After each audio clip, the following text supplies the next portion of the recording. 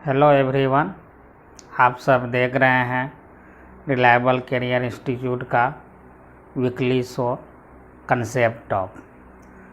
आज के वीडियो में हम लोग बात करेंगे फिजिक्स से रिलेटेड एक ऐसा क्वेश्चन जिसके आंसर के लिए बच्चे बहुत परेशान रहते हैं।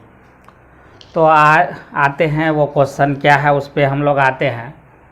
तो वो क्वेश्चन है आपका, increasing temperature resistivity of conductor increases but resistivity of semiconductor and insulator decreases. Question आप समझ गए होंगे। जैसा कि आप लोगों को पता भी है कि टेम्परेचर को अगर बढ़ाते हैं, इंक्रीज करते हैं, तो कंडक्टर का जो रेजिस्टिविटी है वो आपका इंक्रीज होता है, और अगर सेमीकंडक्टर है या इंसुलेटर है तो उसका रेजिस्टिविटी क्या होता है, आपका डिक्रीज होता है। तो ऐसा क्यों होता है, यही इसी का कारण हम जानना चाहेंगे। तो देखिए, हमारे पास ये ओम्स लॉ है, V = I, और ये R है आपका, ये पूरा जो है क्या है आपका R है। ओम्स लॉ का जो है हम लोग जो है थोड़ा एक्सपेंडेड फॉर्म यहाँ पे देख रहे हैं, थोड़ा माइक्रोस्कोपिक व्यू देख रहे हैं हम लोग। तो ये आपका पूरा R है, और R = आप जानते हैं क्या होता है, ρ×L/A। V = ये I, ये पूरा यहाँ तक R, और R = होता है ρ×L/A। तो ये L/A कंडक्टर का जो शेप एंड साइज वाला प्रॉपर्टी है, ज्योमेट्रिकल प्रॉपर्टी, ये कंडक्टर मटेरियल का प्रॉपर्टी है, यानी ये रो है आपका। यहाँ पे देखिए रो आपका कितना है, रेजिस्टिविटी m/n/e² टाउ। तो मेन खेला इसी का, इस रेजिस्टिविटी का ही है।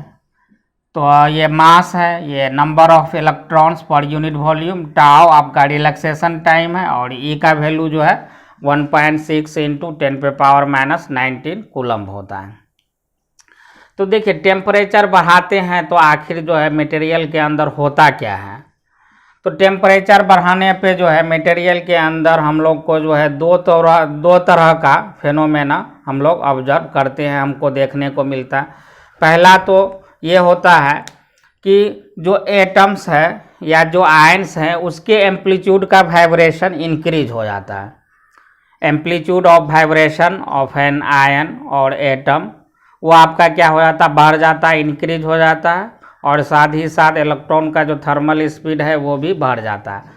तो एम्पलीट्यूड ऑफ वाइब्रेशन के इंक्रीज होने से और थर्मल स्पीड के बढ़ जाने से हमको जो फाइनल रिजल्ट मिलता है वो क्या मिलता है, कॉलिजन। कॉलिजन आपका क्या हो जाता है, बढ़ जाता है। वाइब्रेशन चूँकि बढ़ गया है, एम्पलीट्यूड ऑफ वाइब्रेशन एटम्स और आयंस का, तो उसके वजह से क्या होता है, आपका कॉलिजन जो है इंक्रीज हो जाता है। और दूसरा देखिए क्या होता है कि टेम्परेचर बढ़ाएंगे तो आयनाइजेशन इंक्रीज हो जाएगा। आयनाइजेशन का मतलब ये है कि जो है नंबर ऑफ फ्री इलेक्ट्रॉन्स बढ़ जाएंगे, यानी इलेक्ट्रॉन्स अब ज़्यादा रिलीज होंगे पहले के कंपेरिजन में। पहले क्योंकि जो है देखिए टेम्परेचर हम बढ़ा दिए हैं, टेम्परेचर बढ़ाएंगे तो जो है क्या होगा, मटेरियल को एनर्जी मिलेगा, थर्मल एनर्जी, यानी एटम को थर्मल एनर्जी मिलेगा, और एटम के जो है लास्ट ऑर्बिट में जो इलेक्ट्रॉन होंगे वो इलेक्ट्रॉन ये थर्मल एनर्जी को गेन करके वो क्या हो जाएगा, फ्री हो जाएगा। तो यानी जो है ज़्यादा से ज़्यादा चार्ज कैरियर आपका जनरेट होगा। आयनाइजेशन का मतलब यही है। आयन कब बनता है, जब उससे कोई इलेक्ट्रॉन बाहर निकलता है या कोई न्यूट्रल एटम इलेक्ट्रॉन गेन करता है। तो ये दो केस है आयन फॉर्मेशन का। तो यहाँ पे टेम्परेचर बढ़ाए तो इलेक्ट्रॉन आपका रिलीज हुआ, तो इलेक्ट्रॉन रिलीज हुआ तो आपका क्या हो गया, नंबर ऑफ चार्ज कैरियर बढ़ गया। एन का वैल्यू जो है देख रहे हैं क्या हो रहा है, बढ़ रहा है यहाँ पे, और यहाँ पे कॉलिजन बढ़ रहा है। तो कॉलिजन जब बढ़ेगा तो आपका क्या होगा, जो रिलैक्सेशन टाइम है वो डिक्रीज होता है, ज़्यादा कॉलिजन होगा, है ना। तो रिलैक्सेशन टाइम आपका क्या होता है, डिक्रीज होता है। देखिए रिलैक्सेशन टाइम क्या है, successive collision between electrons and atoms, free electron and atom या आयंस के बीच में जो सक्सेसिव कोलिजन होता है, उसी कोलिजन होने में जो टाइम लगता है, उस टाइम को हम लोग रिलैक्सेशन टाइम बोलते हैं। रिलैक्सेशन टाइम हम लोग बोलते हैं time interval between atoms, collision of atoms ions and free electrons. Free electron के साथ एटम और आयन का जो है जो कोलिजन हो रहा है, सक्सेसिव कोलिजन होने के बीच का जो टाइम गैप है, टाइम इंटरवल है, उसी को हम लोग टाउ रिलैक्सेशन टाइम बोलते हैं। तो जाहिर सी बात है एम्पलीट्यूड ऑफ वाइब्रेशन जो है बढ़ गया, वो इंक्रीज हो गया, एटम्स और आयंस का इलेक्ट्रॉन का थर्मल स्पीड भी बढ़ गया, तो उसके वजह से कोलिजन क्या होगा, ज़्यादा होगा, कोलिजन एकदम बढ़ जाएगा। कोलिजन जब बढ़ेगा तो जो कोलिजन टाइम है, जो एक तरह से समझे कि कोलिजन होने में जो टाइम लगता है, जो सक्सेसिव कोलिजन का जो टाइम लगता है, वही रिलैक्सेशन टाइम। कोलिजन बढ़ रहा है तो ये टाइम इंटरवल, टाइम ड्यूरेशन क्या हो जाएगा, घट जाएगा। तो टाउ यहाँ पे अगर घट जाएगा, देखिए टाउ अगर घटेगा तो आपका जो है रेजिस्टिविटी क्या होगा, बढ़ेगा, है ना, रेजिस्टिविटी बढ़ेगा। अब सवाल ये उठता है कि आप बोलेंगे कि सर ठीक है, टाउ तो घट रहा है तो इसीलिए रेजिस्टिविटी यहाँ पे जो है क्या हो रहा है, बढ़ रहा है, लेकिन आपके साथ साथ जो है एन भी तो बढ़ रहा है। टाउ के साथ साथ आपका जो है number of charge carrier temperature बढ़ाने से ज़्यादा जनरेट हो रहा है, तो एन भी आपका बढ़ रहा है। तो फिर एन के बढ़ने से जो है रेजिस्टिविटी पे कोई फर्क नहीं पड़ेगा, तो रेजिस्टिविटी पे फर्क पड़ेगा। तो यहीं पे जो है आपका खेला होता है। तो देखिए जो नंबर ऑफ चार्ज कैरियर्स जो है जो इंक्रीज हुआ है, जनरेट हुआ है, तो मेटल के केस में जो है ये चार्ज कैरियर जो है कोई माने नहीं रखता, not significant figure in case of metals, because metal यानी conductors, because conductors have large number of free electron, यानी कंडक्टर के पास जो है ऑलरेडी पहले से जो है बहुत ज़्यादा फ्री इलेक्ट्रॉन होता है। कितना होता है, 1 मीटर क्यूब में 10 पे पावर 29 इलेक्ट्रॉन्स होते हैं 1 मीटर क्यूब में, रूम टेम्परेचर पे। तो देखिए ऑलरेडी जो है जो आपका कंडक्टर है, जो मेटल्स है, उसके पास जो है पहले से ही large number of free electrons हैं 10 पे पावर 29, और उसमें से जो है ये नंबर ऑफ चार्ज कैरियर अगर मान लीजिए 1,00,000 2,00,000 बढ़ भी जाए तो 10 पे पावर 29 पे कोई फर्क नहीं पड़ेगा। ये इसके हिसाब से कोई सिग्निफिकेंट फिगर नहीं है, क्योंकि इसके पास पहले से ऑलरेडी बहुत ज़्यादा फ्री इलेक्ट्रॉन है।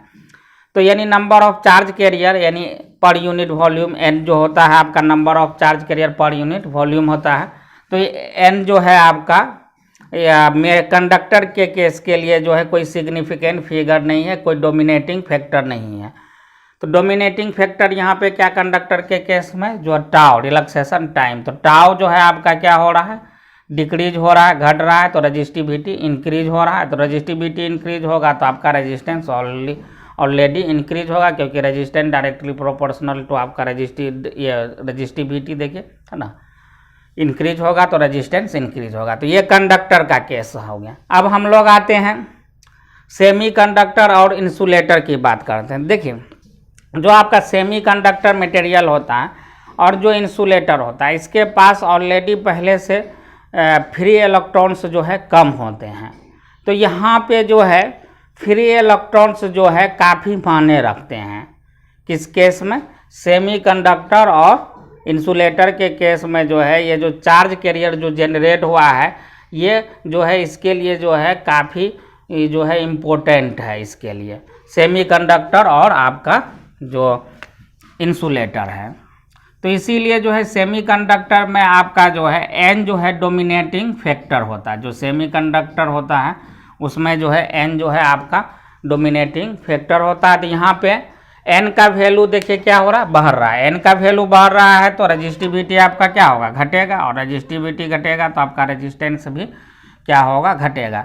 यानी टेम्परेचर बढ़ाने पे जहाँ पे कंडक्टर का रेजिस्टिविटी आपका जो है बढ़ रहा है, वहीं पे साथ ही साथ अगर मान लीजिए कि इंसुलेटर और सेमीकंडक्टर के अक्रॉस अगर टेम्परेचर बढ़ाएंगे तो आपका रेजिस्टिविटी क्या होगा, घटेगा, क्योंकि यहाँ पे जो है इनके पास एन जो है number of charge carrier per unit volume वो कम होता है। तो इसीलिए जो है सेमीकंडक्टर के लिए चार्ज कैरियर और जो है काफ़ी इम्पोर्टेंट रोल प्ले करता है, क्योंकि इनको ज़्यादा से ज़्यादा जो है चार्ज कैरियर चाहिए। अगर करंट को बढ़ाना है, कंडक्शन को बढ़ाना है, तो ज़्यादा से ज़्यादा चार्ज कैरियर चाहिए। यहाँ पे रिलैक्सेशन टाइम जो है आपका बहुत ज़्यादा इम्पोर्टेंट रोल प्ले नहीं करता है। यही वजह है कि जो कंडक्टर के केस में टेम्परेचर बढ़ाने पर रेजिस्टिविटी बढ़ता है, जबकि जो है आपका सेमी कंडक्टर और इंसुलेटर के केस में टेम्परेचर बढ़ाने पे भी जो है रेजिस्टिविटी क्या होता है, घटता है। थैंक्स फॉर वाचिंग, मिलते हैं नेक्स्ट वीडियो में। अगर जिन लोगों ने जो है अभी तक लाइक शेयर नहीं किया तो लाइक वो जो है सब्सक्राइब कर दें ये मेरे चैनल को, ताकि आपको जो है इस तरह के वीडियो कंटिन्यू मिलते रहें। Thanks for watching.